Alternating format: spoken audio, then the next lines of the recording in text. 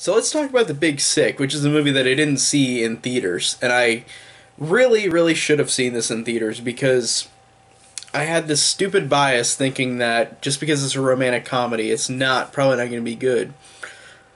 But then all the critic ratings for it, and all of the people who I've talked to who have seen it, or people on YouTube who have seen it, were all praising this movie, and I think Camille Nanjiani is really funny, but I just thought that the movie might be something that wouldn't be my type of movie. But man, was I wrong, and I really wish I should have seen this in theaters because The Big Sick is a fantastic movie, and I love how I agreed with everybody who loved this movie. I thought this movie was fantastic. I love how it is a romantic comedy, but it's one that I truly enjoyed because to me, romantic comedies are very so and so similar. They're not anything that to me gives me any reason to watch because to me it's not that interesting to have the same plot every time with these generic characters that are written generically for the most part. I'm not saying all rom-coms are like this. Like, this is a great exception of not being like that, where it's written extremely well by Camille and his wife Emily.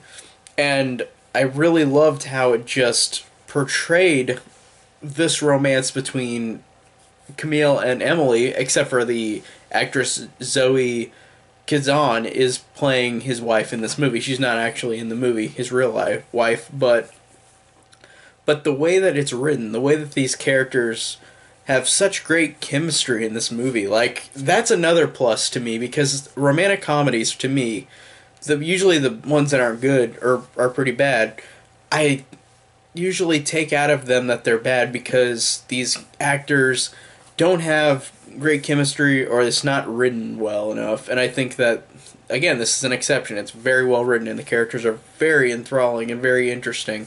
And all the characters work in this movie, and the plot works really well. And it is a plot that is something out of a rom-com, where you've got a couple that fall in love, something happens, but halfway through the movie, and then the end of every romantic comedy is the end of this movie. But they do it in such a smart way because the way that the movie goes on with showing the relationship, it really, with the chemistry, it really works so well and makes these characters so likable. And I like that it's written by Camille and his wife Emily, because Camille and Zoe Katana plays Emily in this movie. Their chemistry is very, very good because the real life couple wrote this, and actually, I feel like, I don't know if it's any dramatized more in this movie than in real life, but I think that it feels like it's true to the heart with these characters and how they act and how their chemistry is with each other, because they're genuinely funny and they genuinely give off such great emotion towards each other that it feels so warranted, and how the romance is earned. And I like how in every romantic comedy it usually does this, where there's something in the middle that causes a fight or something, and there's something similar to this, but it feels like it's more, and I'm not saying, I'm saying it's realistic, even though it really probably happened what happened in this movie. Probably everything happened like this, but the thing in the middle, like, that kind of caused the shift between the relationships of these two characters, like, it felt really real. And it's weird to say that because it did happen. Like, this stuff happened, I think, in the movie, but it's just, it feels more real than in different kind of romantic comedy, where it just feels so, like, it flows really well with how these characters meet each other, how they fall in love, and how they have this squabble in the middle, and then just how the movie ends. I think it's really good in that sense, and just how interesting these characters are, and how they really work so well because of their chemistry and because of the writing. The writing is really, really fantastic, and I think that it's great that we got another movie that Judd Apatow, I think, produced, because the last one I think I saw was Trainwreck, which was a fantastic movie as well. Another movie that's not in my type of genre.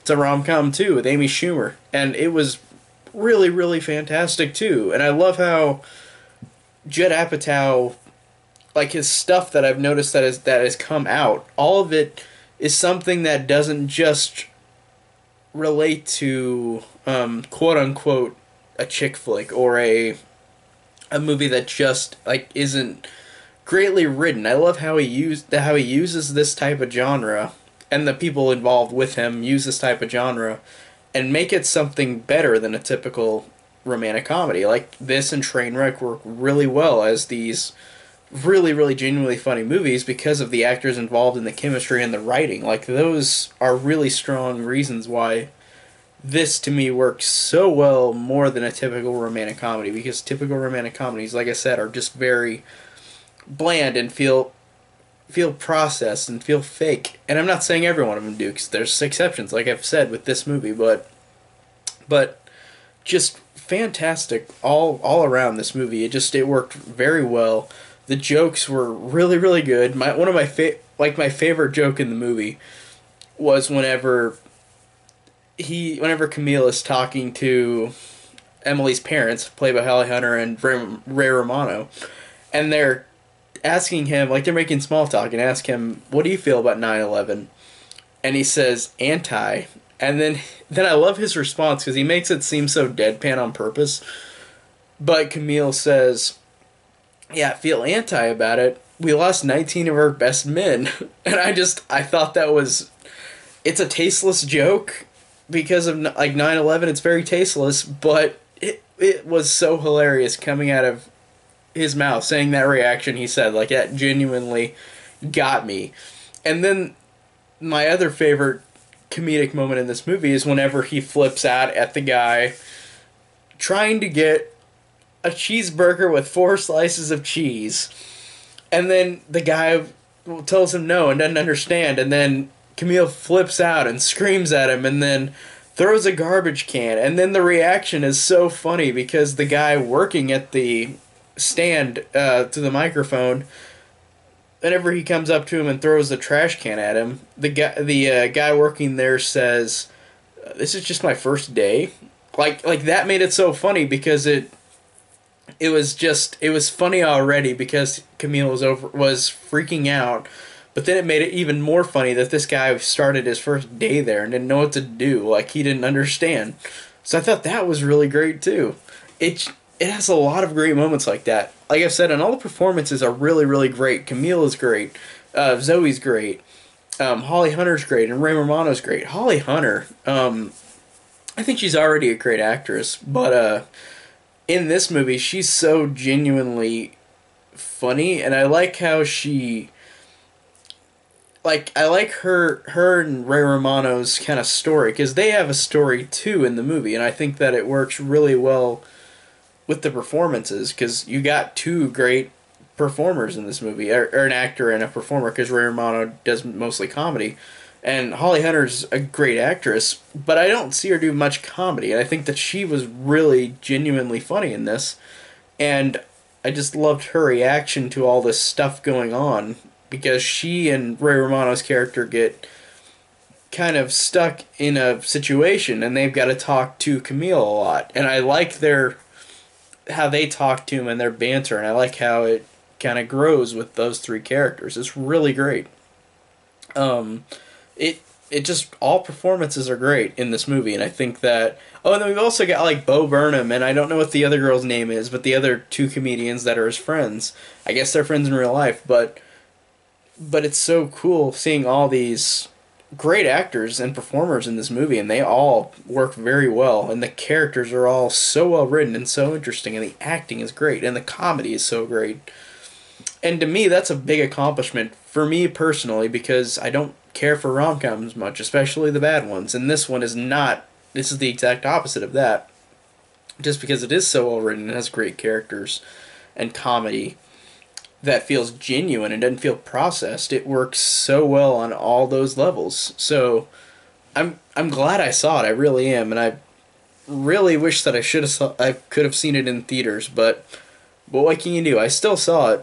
It just took longer than it should have, but yeah, The Big Sick I thought was fantastic. I really don't know. Like, I'm glad everybody else loves this movie, but I don't know where I'd rank it on my films like of this year. I know it would be up there. It would be probably my top 10 or top 20. I've seen like 80 or 90 movies, so it's hard to figure out where I'm going to rank it, but I think it is really high up there on this because it should be praised for being such a great romantic comedy.